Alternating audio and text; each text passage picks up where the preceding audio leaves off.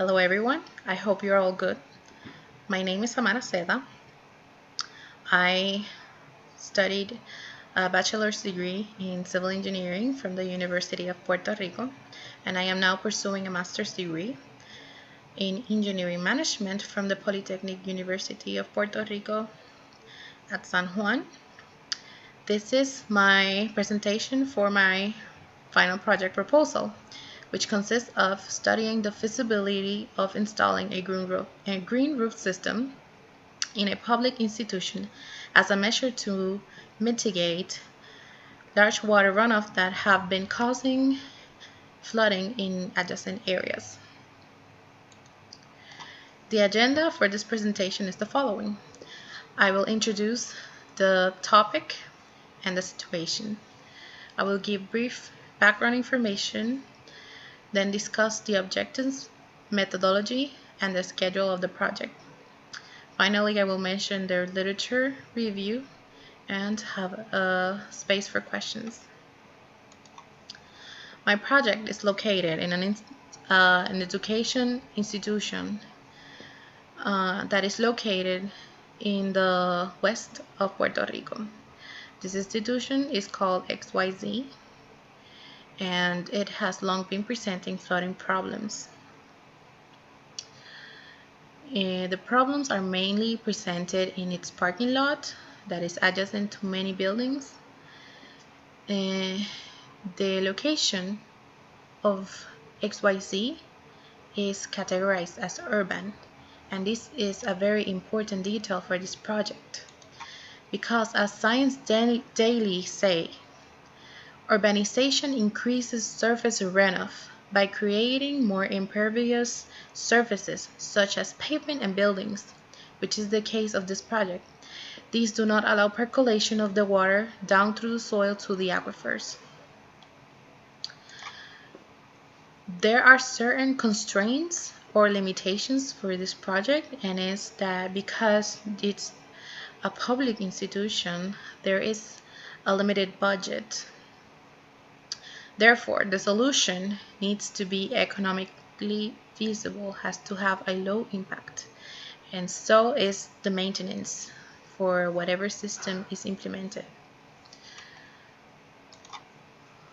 The major problem that is faced is the flooding, and the root of this problem is the stormwater runoff.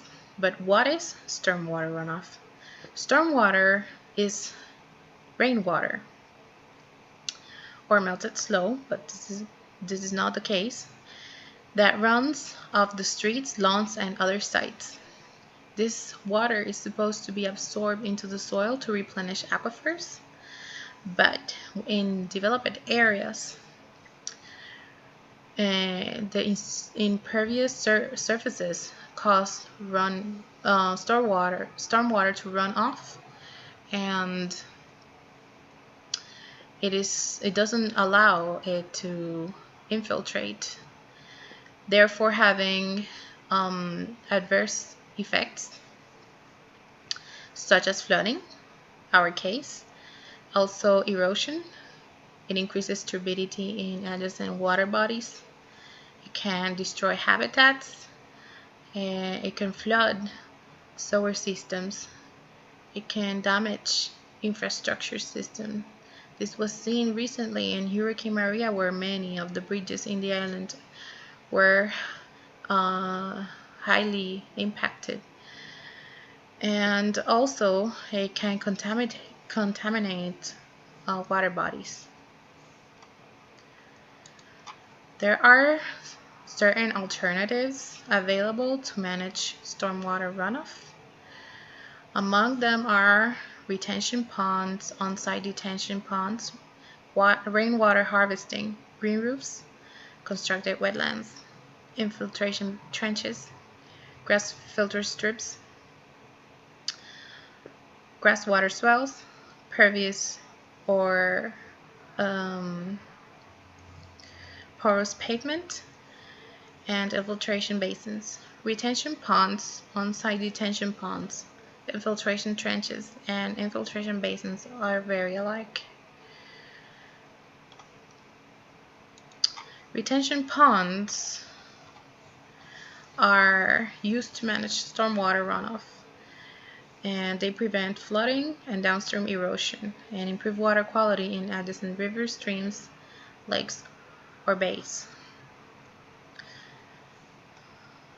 Rainwater harvesting consists of collecting rainwater into containers or structures. This water can be used for irrigation or even domestic use if it's properly treated. Green roofs consist of a green space developed by adding layers of growing medium and plants on a traditional roof, and this will help retain, absorb, and filter water. Constructed wetlands is an artificial wetland that is used to treat municipal or industrial wastewater, greywater, or stormwater runoff. Grass filter strips are planted strategically between fields and water bodies, and this is used mainly for protecting water quality. Grass swales are used to reduce particulate pollutants due to swelling and filtration, but they're used for stormwater management practices, although they're not the best alternative for permanent solution. The pervious or porous concrete is a specific type of concrete that has high porosity, and this allows rainwater to pass through it and reach the ground below. And infiltration basin, as I mentioned, it's like a retention pond. It's a type of best management practice used to manage stormwater runoff, prevent flooding, and downstream erosion. On the next slide, you can see some of these alternatives. Many of these alternatives, all of those ponds, they're not actually realistic with our project. There is no space for constructing ponds. And that would leave us with the porous pavement, the green roof, and the water harvesting. The porous pavement will be a great option, but the flooding occurs mainly in a parking lot where there is a lot of vehicle movement and heavy truck movement, and porous pavement is not good for heavy loading. Besides, it's also quite expensive, so this project will focus on green roofs and water harvesting. The objectives for this project are to determine the physical feasibility of locating a green roof system on the specific roof of a building in the XYZ institution. This building is located adjacent to the parking lot. And to determine the economic feasibility of implementing the system. The methodology is to determine the impact that the impervious surfaces that are close to the area of interest have on this area. I will use the Atlas 14 to determine the water runoff. Also the correct vegetation, or the most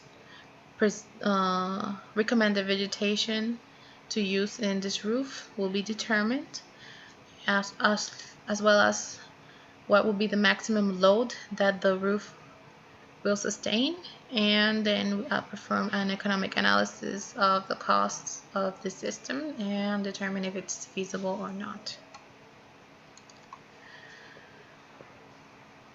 The schedule for this project is shown in this timeline. The project started with the topic selection on the 8th of January.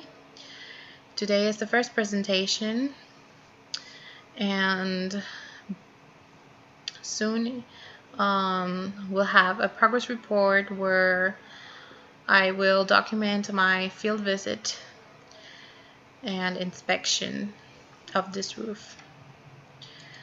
Here I am presenting a more detailed schedule, and this is the literature review for this first presentation.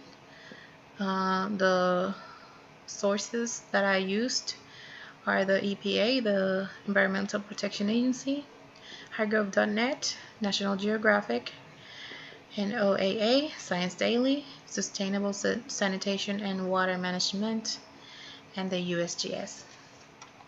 If you have any questions, this is my email. Feel free to message me and I will be glad to get back at you. Thanks for watching, and I'll see you in the next presentation. Bye.